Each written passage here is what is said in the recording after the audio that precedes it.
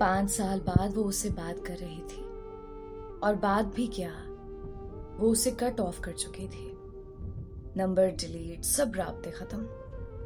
हर वो रास्ता जो उस तक जाता था उसे वो बंद कर चुकी थी।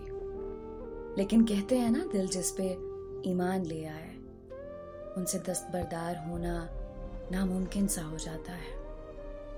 वो उसकी आईडी सर्च नहीं कर पा रही थी क्योंकि सोशल मीडिया पे उसके हम नाम तो बहुत थे, लेकिन कोई हम नाम भी उसकी जगह कहाँ ले सकते थे।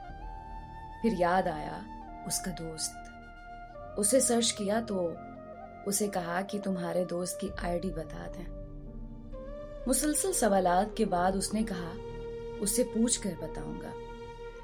खैर, उस पे भी सब्र किया, इन अल्फाज के साथ कि जी बेहतर, जरा जल्दी बताइएगा, मैं इंतजार कर रही हूं। आखिर इंतजार खत्म हुआ, उसकी आईडी मिल गई। आज मैसेज करने के लिए बहुत हिम्मत चाहिए थी, पर मैसेज कर दिया। मैसेज सीन होते ही उसने कहा, कौन?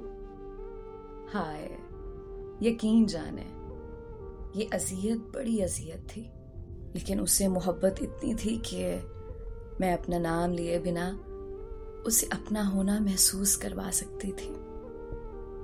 चंद मैसेज के बाद वो समझ गया कि कौन हूं।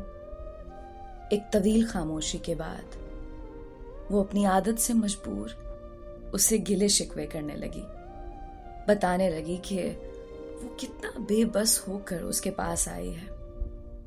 उसका वही जवाब कि मैं ऐसा क्या करूं कि तुम्हारी अजियत कम हो जाए। वो रोती और रोती गई कि वो थक गई है एक तरफा मोहब्बत का बोझ उठाते उठाते। अब वो भी चाहती है उसे चाहा जाए, अपनाया जाए, वो खास है, उसे भी महसूस कराया जाए। आखिर थक हार कर वो वही सवाल दोहरा बैठी जो वो 5 साल पहले अधूरा छोड़ कर गई थी।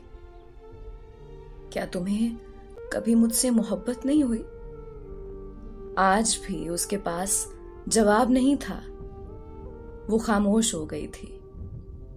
वो अपने आंसू और सिसकियां रोकने की मुसलसल कोशिश में थी। आखिर उसने अपनी चुप तोड़ी और कहा, अगर मैं तुम्हें जिस्म दूं तो क्या तुम्हें मुझसे मोहब्बत हो जाएगी? यकीन जाने ये अजियत की आखिरी हद थी।